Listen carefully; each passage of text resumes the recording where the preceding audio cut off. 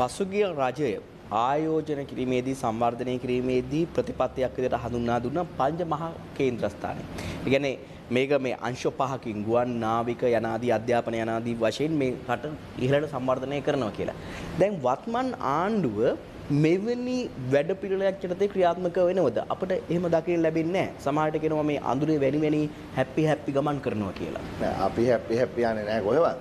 අපේ ප්‍රතිපත්ති ටික අපේ මැතිවරණ ප්‍රකාශයත් එක්ක ඉදිරිපත් කරනවා මේ රටට කොයි ආකාරයෙන්ද අපි ලංකාව මේ කලාපයේ ඉහළම තරඟකාරී ආර්ථිකය හැටියට ඉස්සරහට ගෙනියන්නේ කොහොමද දේශපාලන සමාජ ආර්ථික යුක්තියක් සමග සමාජ වෙළඳපොළ ආර්ථිකයක් අපි මේ රටේ නිර්මාණය කරන්නේ කොහොමද කියන එක අපි එන සති මාස කිහිපය තුළදී ජනතාව දැනුවත් කරනවා. නමුත් කලින් තිබිච්ච රජය ඒ කියපු කේන්ද්‍රස්ථාන ගැන අපේ ප්‍රශ්නයක් නැහැ. ඒවා ඇත්ත වශයෙන්ම විය යුතුයි. දැන් ගුවන් හා නාවික කේන්ද්‍රස්ථානයක් බවට ලංකාව පත්විය යුතුද? උත්තරය ඒක මහින්ද රාජපක්ෂ ගෙනාවද රනිල් වික්‍රමසිංහ ගෙනාවද චන්ද්‍රිකා කුමාරතුංග ගෙනාවද කියන එකෙන් අපිට වැඩක් නැහැ. ඒ හොඳ සංකල්පයක් නම් ඒක පිළිගන්න ඕන. දැන් අපි මම ගොඩක් වෙලාවට කියන කතාවක් තමයි ඩුබායි රට ගන්න. ඩුබායි රටේ වරායයි ගුවන් තොටුපළයි අයින් කරා මොනවද තියෙන්නේ කියන්නේ? ඩුබායි රටේ තෙල් නැහැනේ. ඒ වාණිජ කේන්ද්‍රස්ථානය නිර්මාණය වුණේ වරායයි ගුවන් තොටුපළයි. සිංගප්පූරුව ගන්න වරායයි ගුවන් තොටුපළයි. හොංකොං රට ගන්න වරායයි ගුවන් තොටුපළයි. හරි. එහෙම නැත්නම් යුරෝපයේ මේ ඕලන්දේ වගේ රටක් ගන්න වරායයි ගුවන් තොටුපළයි. ඕක ආශ්‍රිතව තමයි ඒ සමහර රටවල් සංවර්ධනය ඇති කරගත්තේ. එතකොට ලංකාවට මේක අවශ්‍යයි. නමුත් මොනවද ඒ පංචමහා කේන්ද්‍රය කිව්වට වඩා එය ක්‍රියාත්මක කරන්න මොනවද කරේ? හොඳ නාවික ඒ කේන්ද්‍රස්ථානයක් හදන්න මොකද්ද කරේ? කරානේ. හම්බන්තොට වරාය හැදුවා. ගුවන් පැත්තේ මත්තල ගුවන් තොටුපළක් හැදුවා. දෙකක් තියෙනවා දැන් අපිට. මත්තලයි හම්බන්තොටයි වරායයි ගුවන් තොටුපළයි හදපු එකෙන් මේ කේන්ද්‍රස්ථානය පැත්තට යන්න අංශු මාත්‍රයක්වත් ඉස්සරහට කියලා තියෙනවද? අඟලක්වත් ඉස්සරහට කියලා තියෙනවද? නෑනේ.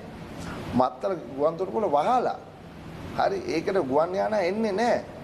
හම්බන්තොට වරායෙන් වෙන දෙයක් නෑ. නැව් එන්නේ නෑ ඒකට. හරි.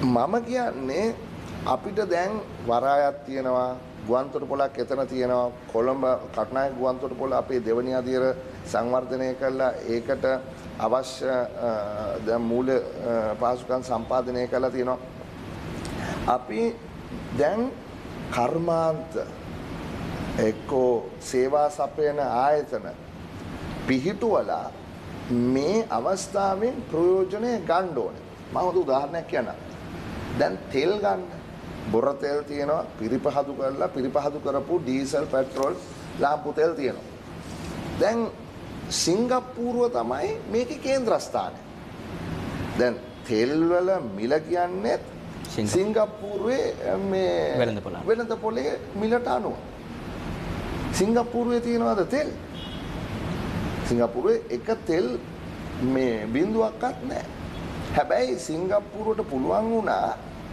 වරාය ආශ්‍රිතව පිරිපහදු හදලා ඒ පළාතේ කලාපයේ තෙල් පිළිබඳ කේන්ද්‍රස්ථානය කරන්න.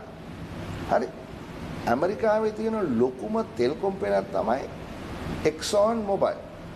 මේ Exxon Mobil තෙල් සංස්ථාවේ ඔවුන්ගේ ටෙක්සස් ප්‍රාන්තයේ තියෙන පිරිපහදුවට වඩා ලොකුයි සිංගප්පූරුවේ තියෙන පිරිපහදුව.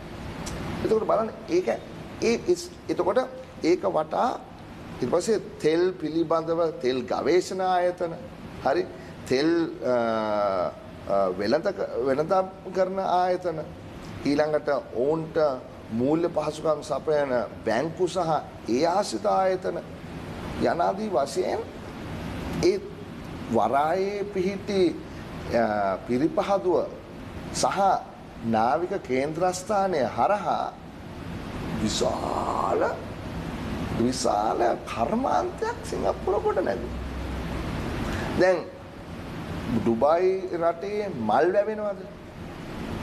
දැන් ඕලන්දේ සමහර තැන්වල තියෙන මල් මේ ෆ්‍රෙෂ් ෆ්ලවර් හරි මල් ඕකිඩ් මල් දේසි මල් වෙන්න පුළුවන් රෝස මල්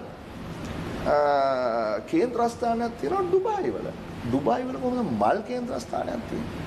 ඩුබායි කියන්නේ කාස්ට් එක අවුවේ. හරි මල් ලැබෙන්නේ නැති තැන. නමුත් ඔවුන්ට පුළුවන් වෙලා තියෙනවා. ඒ ගුවන් කේන්ද්‍රය හරහා මල් වලට අවශ්‍ය පහසුකම් සපයලා ඒ කේන්ද්‍රස්ථානය. ඒතර මම මේ කියන්නේ අපිටත් පුළුවන් වෙන්න ඕනේ මේ කලාපේ අපේ වරාය සහ ගුවන්තොටුපොළ ආශ්‍රිතව බැඳිච්ච කර්මාන්ත නිර්මාණය කරලා ඒ හරහා රැකියාව උත්පාදනය කරලා ඒ ශාස්ත්‍රය දියුණු කරන්න. ඉතින් එතනට යන්න අපි පොතේ ලියලා මදි. අනිත් තව එකක් තිබුණා අධ්‍යාපන කේන්ද්‍රයක්. මොකද්ද වෙලා තියෙන්නේ? වාණිජ කේන්ද්‍රයක්. කොහොද මේ වාණිජ කේන්ද්‍රය?